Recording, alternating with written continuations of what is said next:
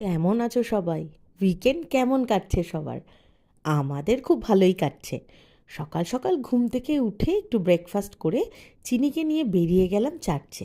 আমার বাড়ির চারিদিকে অনেকগুলো চার্চ আছে। গুড শেফার্ড চার্চটা হলো সব থেকে কাছে। এখানে বাচ্চাদের অ্যাক্টিভিটি, অনেক খেলনা আর অনেক বাচ্চারা যখন একসাথে হয় তখন তাদের মজাটা অনেক বেড়ে যায়। তাই আমি চেষ্টা করি মাঝে মাঝে চিনিকে এখানে নিয়ে আসার, যাতে অনেক বাচ্চাদের সাথে মিলে ও অনেক মজা করতে পারে। তারপর চলে গেলাম একটু বাজার করতে। গিয়ে দেখি এত ফুল এসেছে। ফুল দেখে আমি আর নিজেকে সামলাতে পারিনি। ভাবলাম তোমাদের সাথেও শেয়ার করে নিই, তাই একটা ভিডিও করে নিলাম।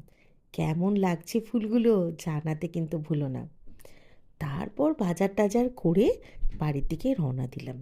অনেক দিন বাদে যখন সূর্য ওঠে চারিদিকটা ঠিক এই রকম দেখতে লাগে, আর আকাশটা এত নীল লাগে, এত ভালো লাগে, খারাপ মন এমনিই ভালো হয়ে যায়। বাড়িতে এসে একটু ফল কেটে দিলাম চিনিকে, আর বাজার থেকে কিনে এসেছি ইলিশ মাছ। খুব ভালো ইলিশ মাছ পেয়েছিলাম আজকে আলনুরে। আর দই পায়েন বলল, ইলিশ ভাপা করে ফেলো তো তাড়াতাড়ি। আমি বললাম ঠিক আছে, খুব মেরে আঁকা। বানিয়ে ফেলাম ইলিশ ভাপা। ভাতের মধ্যে করে বানাতে গেলে তো অনেক ভাত লাগবে, অত ভাত আমরা খেয়ে উঠতে পারবো না।